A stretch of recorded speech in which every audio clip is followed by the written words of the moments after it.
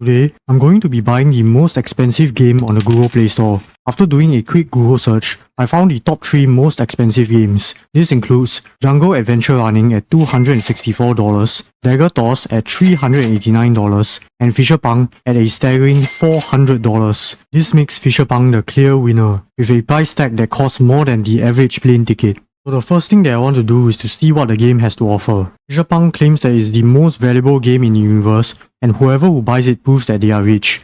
This is true because who has $400 lying around anyways? Apparently, Fisherpunk has over 1,000 downloads. This means that 1,000 people actually paid $400 for the game, generating it a total of $400,000 in sales. This is absolutely ridiculous to me, because GTA 5, a game that took 5 years to make, initially launched at $60. On the other hand, Fisherpunk looks like a game that a 5-year-old could make. Just by looking at the screenshots and reading the description, I have no idea what the game is about. I can only see a scoring system and 3 lives. And what do these colored circles even mean? This is what the game over screen looks like. It says, "Nope, your game is over," which I assume the developer is trying to say, "Noob, your game is over." However, after doing a quick Google search, I realized that "nob" is an actual word that means a person of wealth or high social position. I have no idea whether this is intended by the developer, but if it is, hats off to him because he is a genius. However, I highly doubt that a pun was intended, because the developer's first language is probably not English. Now, I want to dive deeper into the game by reading its reviews. What's crazy to me is that the game has overwhelmingly positive reviews. The game has over 60 reviews with an average of 4.6 stars. It has a higher star rating than Minecraft on the Play Store. Here's what the top review says. The effort the dev has put into this makes the price of $400 feel quite justified. The gameplay and the mechanics are quite smooth and well done. However, I feel that a few more hearts should be available for purchase with $800 to make gameplay easier, and for people who truly care to have an advantage in the leaderboards while helping the dev, who again did a terrific job making this masterpiece. This game makes me feel complete with myself and brings out emotions I didn't know one could have. Over 100 people found this review helpful. This is easily the best game I've ever played. If you can, please increase the price for this game. $400 is nowhere near this masterpiece. It needs to be above $400. That's way too cheap for something as beautiful as this. The developer's reply is the most NPC looking response I've ever seen. Thank you for your suggestions. We will recommend them to the related department. First of all, there is only one suggestion, which is satire. And is this app studio a conglomerate? How do they have multiple departments? Very bad game, and it cost me $30,000. Worst game I have ever played. And here's the developer's response. We are very sorry for the confusion. We will solve this problem as soon as possible. There is no confusion. The dude just got scammed out of his entire monthly salary. I spent $500 and it's really amazing. 1 star. It seems like the majority of the game's reviews are satire, and what's funny to me is that the developer is actually responding to them. It's either the developer is oblivious to the irony of the comments, or is just playing along with them. However, all of their responses are NPC-like, saying that they will make improvements, but the last update was over 2 years ago.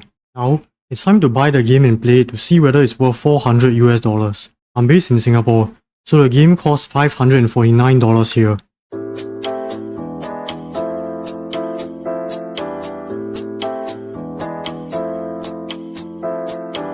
Just bought the most expensive game on the Google Play Store. The download just took a couple of seconds to complete. This is because the game has a size of 6.89 megabytes, which is the size of about 13 images. So this is me trying out the game for the first time. The main menu of the game just had a play now button with nothing else. When I tapped on the button, I was in control of a fish. There is only one control, which is tapping the screen to make the fish jump. Firstly, I wanted to see how I can lose the game, and I assumed that the red circles indicate danger. When I touched the red circle, I lost a life. And when I touched 3 red circles, the game is over. Next, I wanted to see what the green and yellow circles do. When I touched a green circle, it gave me 20 points. When I touched a yellow circle, it gave me 10 points. After about 30 seconds of playing the game, I understood what it was about. So to give you a summary, you need to tap to control the fish. The yellow circle gives you 10 points. The green circle gives you 20 points, and if you touch a red circle, you'll lose a life. You have 3 lives in total, so if you touch 3 red circles, the game is over. The objective for the game is to get as many points as possible.